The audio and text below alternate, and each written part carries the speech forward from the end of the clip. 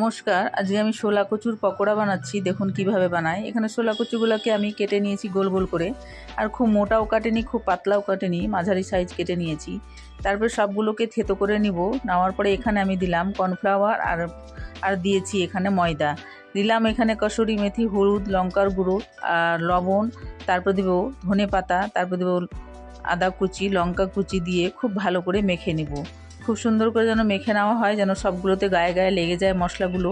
তারপরে এখানে আমি কড়াইয়ের মধ্যে তেল দিয়ে ভেজে নেব। এটা ভাজাটা খুবই সুন্দর হয়েছে খেতে, আর গরম গরম বেশি ভালো লাগে, ঠান্ডা হলে অতটা ভালো লাগবে না, কিন্তু গরম গরমটা খুবই ভালো লাগে খেতে। যদি ভালো লাগে আপনাদের লাইক শেয়ার কমেন্ট করবেন আর সাবস্ক্রাইব করতে ভুলবেন না। যারা নতুন আছেন তাদের কাছে অনুরোধ আমাকে একটু সাবস্ক্রাইব করে দেওয়ার জন্য, আর যারা ফেসবুক থেকে দেখছেন তারা একটু ফলো করে দেবেন। ধন্যবাদ।